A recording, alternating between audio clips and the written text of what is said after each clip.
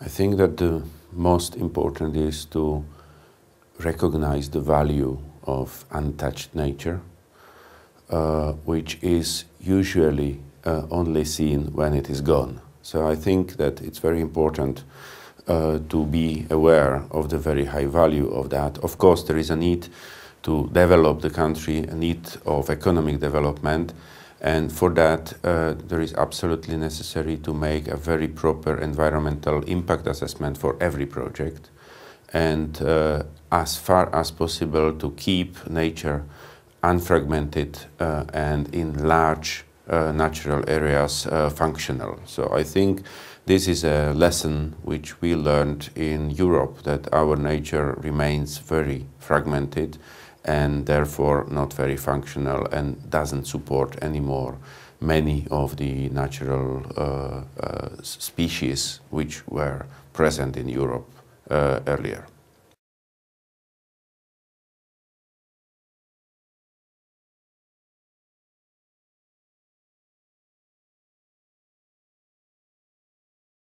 Yes, in principle, European Union has a very well-developed environmental legislation which requires to check every large project against its impacts on the nature, which means that if the nature should be impacted, there is a need to look for alternatives, and if the alternative is impossible for whatever reason, then there is a need for compensation measures. Usually the alternative solution is cheaper and better than the compensation, but in some cases, of course, we also agreed on the compensatory approach.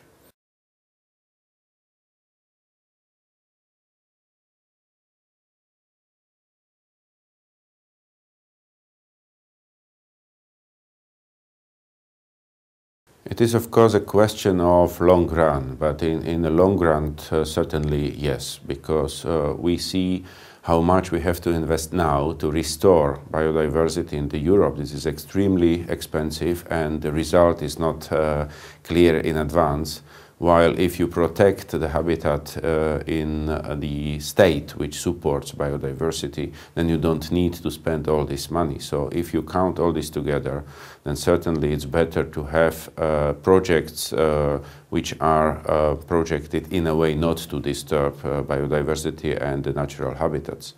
Many people, nevertheless, don't really recognize this effect because it is not seen immediately.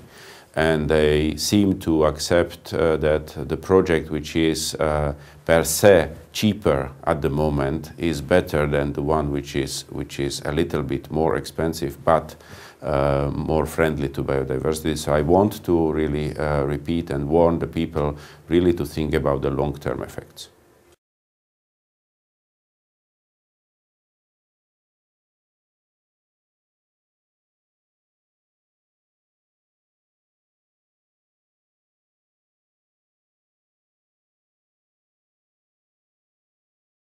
Certainly, yes. I think that it's worth to reconsider, because I am pretty sure that the version with a bridge over the bay is at the end even cheaper, because it's a shorter way, basically.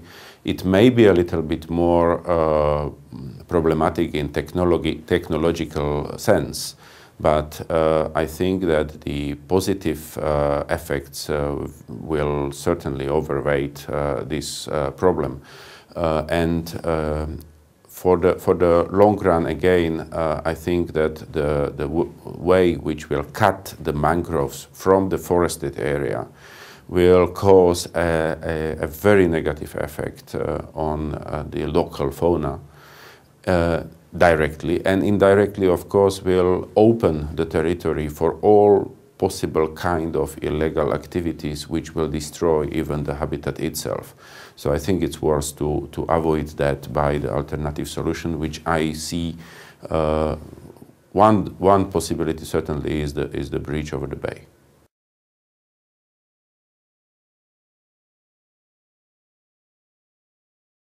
The public opinion is actually extremely important in European Union.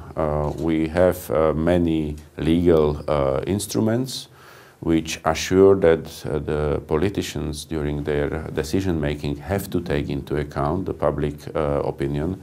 And in addition to that, of course, there is a direct link between the democratic electoral system and public opinion. Usually, if the politicians don't follow the public opinion, they will lose some support of the public for the coming elections. So I think on the one side we have legal binding instruments which push decision makers to follow the public opinion. On the other side, there is also this indirect effect which links the decision making to the elections, and therefore the public opinion is followed as well.